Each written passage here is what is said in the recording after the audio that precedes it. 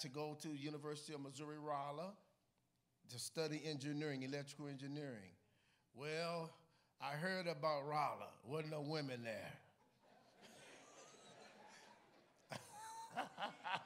It was all men back in the day.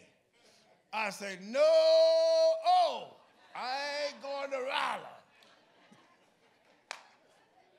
Ain't no up there. I wanted some tenderonis, man. I never had no sex. Had never did nothing. Breaking my focus already.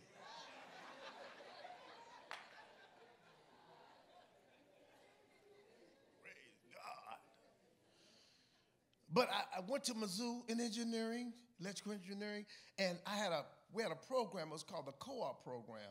One semester you would go to school, the next semester you would work at, and then it was called McDonnell Douglas. It's now Boeing. Some of you old heads know that. Well, I went to schools, first semester studied engineering, then I went to McDonnell Douglas to work.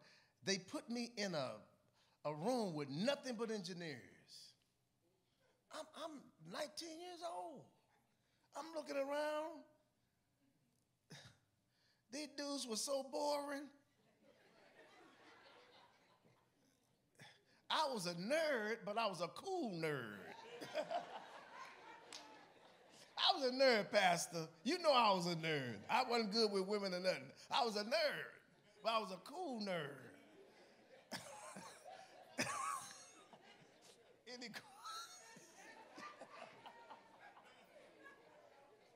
In my house, you had to be a nerd. My father beat nerd in here. So I'm looking at these dudes, I'm saying, hey, man, I'm not like these people. These guys, they nerds, and they're not even cool nerds. Everybody got them thick glasses on. I said, no. Okay. It would have been anticlimactic for me to pursue an engineering future without the passion for it. I had to let it go, man. Without the passion, man, the journey to achieve your dreams will eventually end. Passion, what passion does, let me tell you what passion does, Siobhan. Like, this is what you did. So passion sustains you over the long haul. When everybody quit, your passion will keep you moving. When you don't have the resources, you don't have the encouragement, you don't have the pat on the back, your passion will keep you moving forward. Here's what I want to ask you guys. I got to quit because y'all making me feel like a preacher now. I'm supposed to be like a public speaker, inspirational speaker, and say, you just have a great life. Don't let anybody tell you bad. Your good outweigh your bad. Let me tell y'all a joke out here.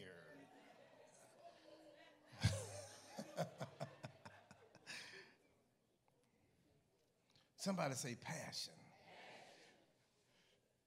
Find something that when you wake up in the morning is on your mind. When you lay down in bed at night is on your mind. When you sit at the dinner table, it's on your mind. When you see people doing what you really love to do, that's your passion. Without passion, your dreams will never come to pass. Why? Because you're going to quit. Let me ask you a question. What are you passionate about? I want all you young people that's in here, don't just say, well, I'm going to be this when I go to school because you heard somebody else do it. Find what floats your boat. Find something that you would do for free. And sometimes that changes, like Pastor Marlon will tell you, all the kids that grew up with us in sports, we all wanted to be professional baseball players. That's what I wanted to do. Well, y'all can, kind of ascertain that didn't happen. Didn't happen. But we got to play baseball in college, And that's how we paid our way through school. So that was a dream that really was partially fulfilled, but we didn't go all the way with it. So you got to have passion, all right? Let me give you number 9. You all might not think that this is a deterrent or a cancer to achieving your dreams. It's low morals. Here's what Dr. King said.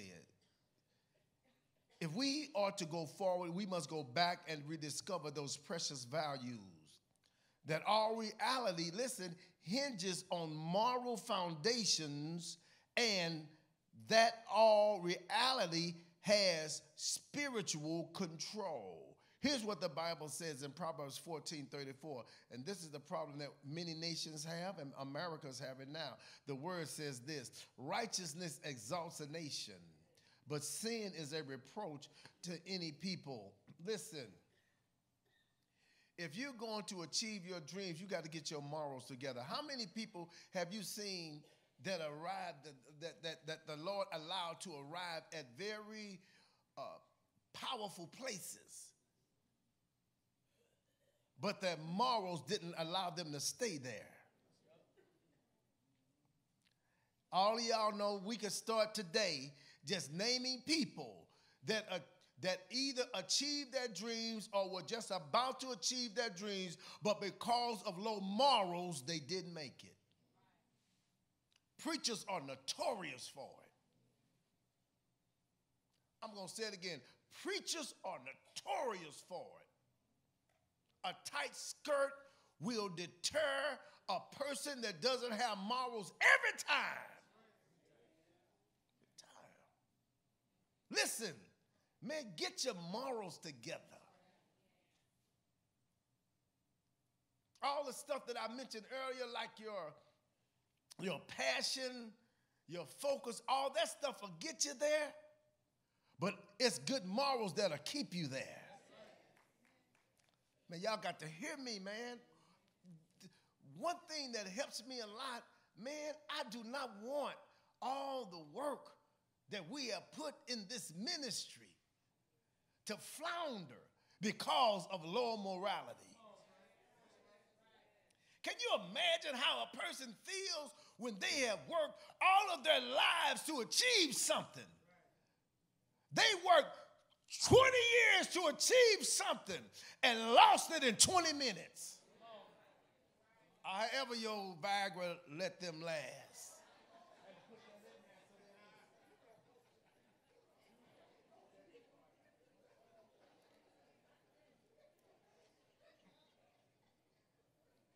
Y'all know I got to go there, don't you? You can lose in 20 minutes what you worked 20 years attaining. What sense does that make, brothers and sisters? It is not that good. You mean you're going to sacrifice 20 years for 20 minutes? What's wrong with you? Somebody say morals. Say it again. Say it one more time. Here's the last thing I'm going to let y'all go because I've already frustrated. I've already frustrated y'all today. Here's the last cancer.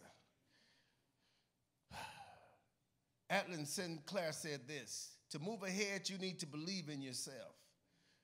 Have conviction in your beliefs and confidence to execute those beliefs. Here's what Jesus says in Matthew 17:20.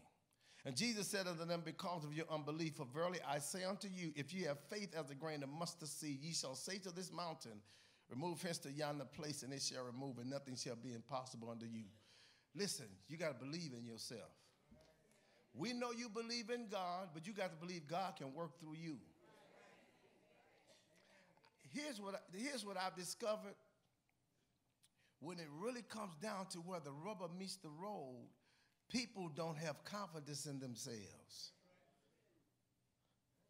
Can I just be very honest with y'all?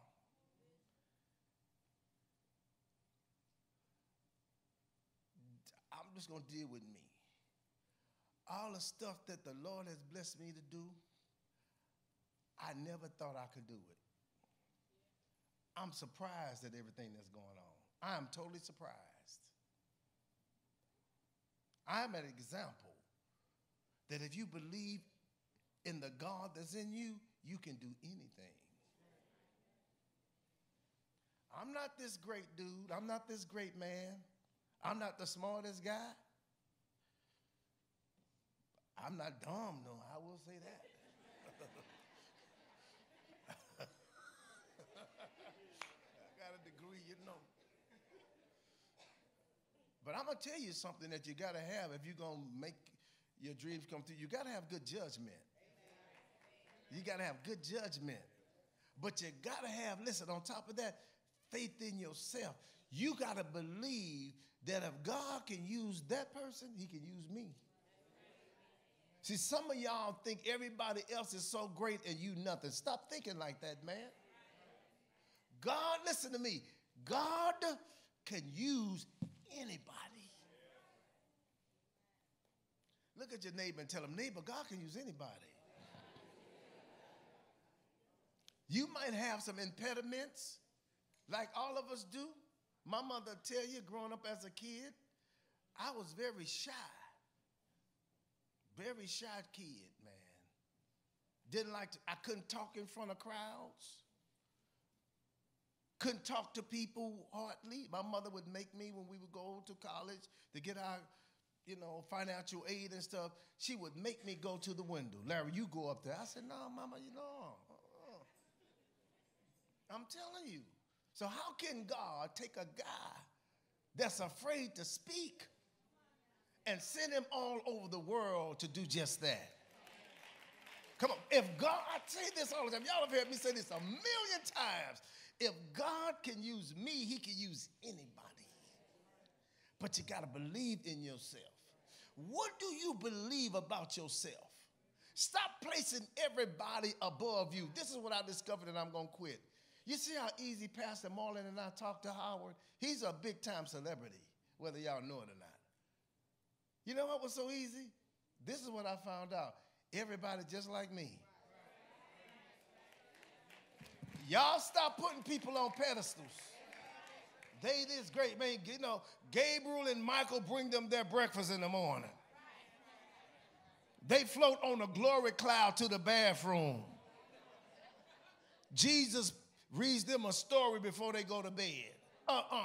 Listen to what I found out. Great people are just like you. It's just that they believe in themselves. Look at your neighbor and tell him this. Tell him, you all right?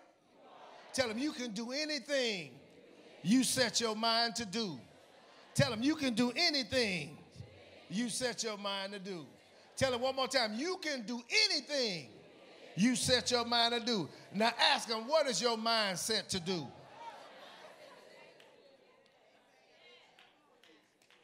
I'm telling you from experience, man. Telling you from experience. Don't get all bent out and say, oh, it's Michael Jackson. I know he's dead.